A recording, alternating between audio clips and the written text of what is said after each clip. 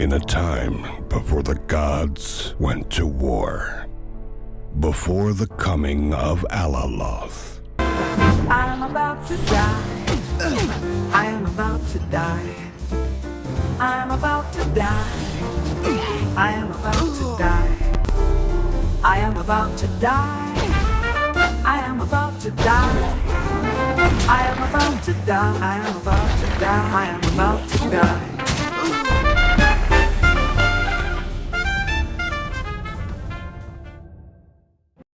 Embrace the magic. Greetings fellow wizards, today I want to talk about Alaloth because we're getting the full release in less than a week. This game, which has a bit of Diablo, a bit of Dark Souls, a bit of War Tales, is very interesting. The things I like are open map design with lots of objectives, addictive combat that can be challenging, and very flexible character customization. So after having finished the full run, these are my top 10 tips for beginning and returning players. First of all, single player campaign is highly recommended first because you get to experience the game at your own leisure without other champions harassing you. And from what I've seen, it's the mode most people enjoy. In the beginning of the game, recruiting companions should be on top of your priorities because, as you can see here, being by yourself and having a lot of enemies is quite overwhelming. Eventually you can recruit 4 companions in your camp. You have 1 in each region, I believe, and you can only take 2 with you on each fighting area. So this also includes random encounters, and each of them has a particular ability and a particular skill that they use, as well as a potion. So capturing fighting areas should be also on top of your list, especially in competitive gameplay, because enemy champions can capture fighting area, and once they do, you can no longer capture them back. And this is because not only do you get some good loot, but it's the way that you level your character. Every time you complete a fighting area, basically you gain 1 level up to a maximum of level 20.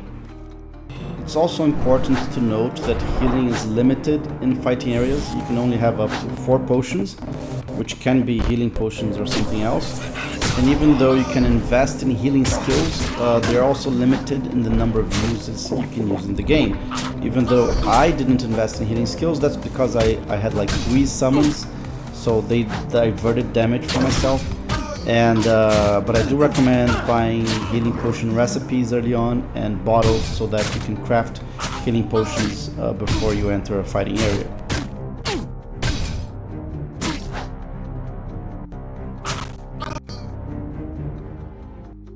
So you have 5 different stats in game: strength, constitution, dexterity, intelligence, and wisdom. At certain level ups you'll be able to put a point, and there are also some ways to get stats through other means, but they're pretty rare. I only found 1. So the reason why you want to invest in 2 stats is because your talents are tied to each stat. So for example, leaping strike and shield bash requires strength in order for you to level up the ability. And charge, for example, requires constitution, which I didn't have after a respec, so that was my fault. By level 20 you have 10 stat points, and maximum ability requires 5 stat points, which is why I recommend 2 stats.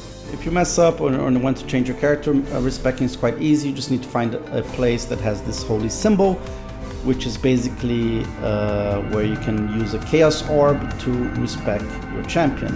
So you get all your ability points back, stat points, and so on. The only thing that you can't change are your passives.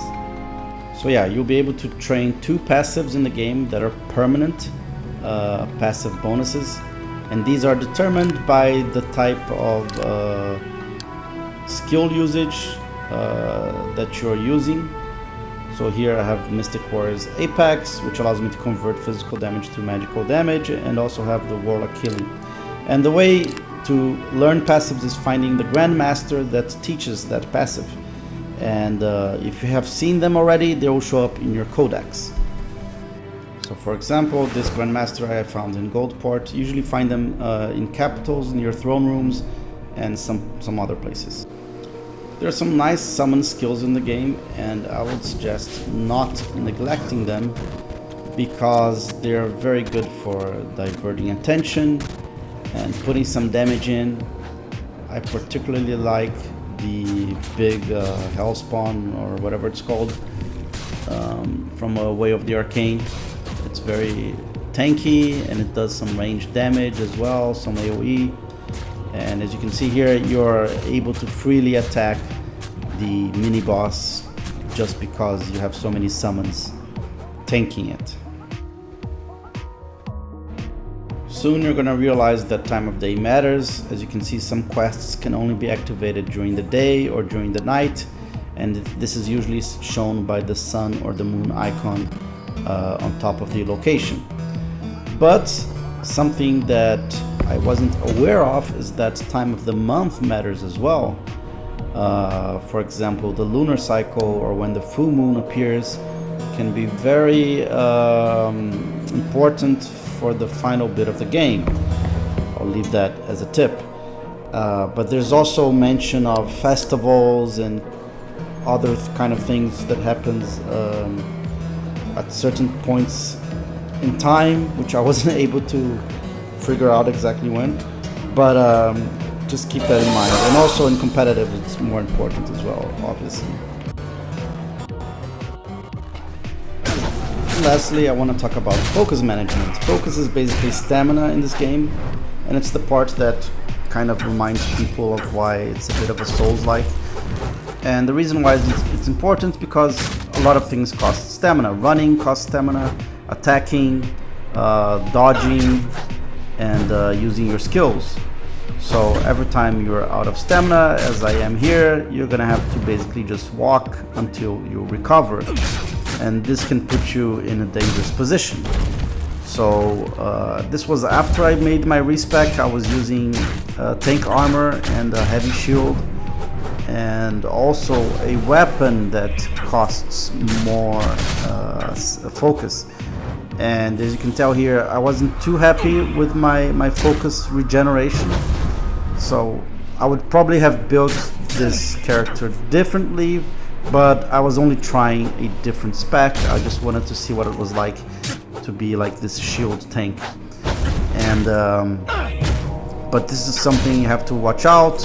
I would suggest always investing in some kind of focus resource management. So as you can see here, I was using a hammer that made my attack focus cost plus 19%, and take armor, even though it gives you more protection, obviously it also gave me a higher invasion focus cost and lessened my focus regeneration. So here you can, in your character tab, you can see everything that affects focus in general. So it's a good way to see if you have your abilities and everything synergizing well. Yeah, those are my top 10 tips or things to look out for. Are you excited for the game? Do you plan on playing it? Have you played it before?